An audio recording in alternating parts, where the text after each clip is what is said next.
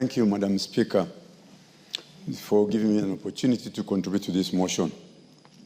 Madam Speaker, the people of Kenya spoke, and 98.4% said that they support the entrenchment of NG-CDF, the NGAF, and the Senate Oversight Fund in the Constitution of Kenya.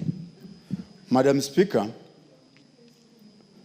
NG-CDF that we have been oversighting, talking from the experience of my constituency, it is the one that has actually tried to bring the education level of the constituency to the level of other parts of the country. As the member of Moyale had said, it has actually given life to people who have lost hope in education. The number of students who are enrolling in secondary school has actually increased. And because of there's no burden, because they get support from the bursaries, many of them, like last year's examination, the students from Moyale constituency, over 90% have gotten C+ and above, just because there's no pressure on them. And more than 60% have gotten the grade to give them university minimum entry, university entry. Madam Speaker, NG-CDF, NGAF, address the poverty and equity in education in this country.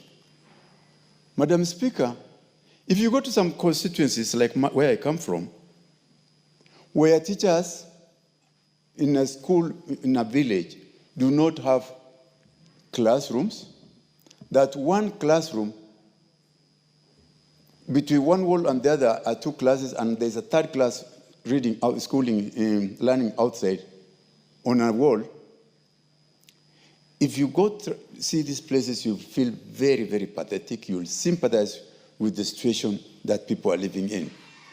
Areas where you find that you go to a school where there's no teachers' houses, there are no rental houses in that area, and teachers put their mattress and sleep at night in a classroom, and at the end of the morning, when the early students come, the teachers are sleeping in the classroom, and they now wake up the teachers to go out. It is that kind of thing that we are living in. Madam Speaker, I have not seen what the county government fund does in anywhere in our constituencies. What CDF has done in the last 20 years is quite visible. The development of CDF is quite palpable, and people appreciate it. And that's why people can talk with a lot of energy, with emotions, like what my friend, my brother from Garissa town said, that people are so passionate about NG-CDF that they cannot imagine this world where we do not have NG-CDF. Madam Speaker, NG-CDF is not a money which is managed or run by the members of parliament. Of course, as member of parliament, as an oversight, people come to complain to me. They will tell us what they want, and because they tell us what they want, we'll facilitate them to get the classroom that they want, and that through public participation from the communities at the village level, that they say they want a classroom here, they want a laboratory here, they want this and that, including security apparatus in facilities. Some of us come from areas which is prone to conflict. That is where the opening of the chiefs comes in.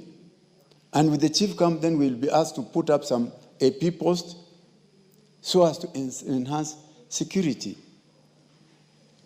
Some of us come from regions where there's a lot of indulgence in drugs.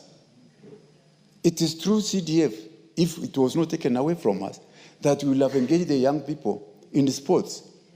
Unfortunately, sport has been said to be devolved. And every time people ask us to support them in sporting activities. Unfortunately, it's not within the mandate of the CDF, and we may not help. But it's that kind of thing that actually helps people to develop their future. So with these few remarks, Madam Speaker, I think I personally support the entrenchment of these funds in the Constitution, and not only just entrenching it. 2% is not good enough. If I have my way, we'll even make it 5%, so that what we can do, what the people can get, it's the only devolved funds which is available to the people. We should not restrict ourselves to the 2% now that we are changing the law. It should be improved to 5% or even 10%, so that it can actually help the poor people in the communities. With those few remarks, Madam Speaker, thank you for giving me the chance, and I support. Thank you. The Honorable Suleka Harun,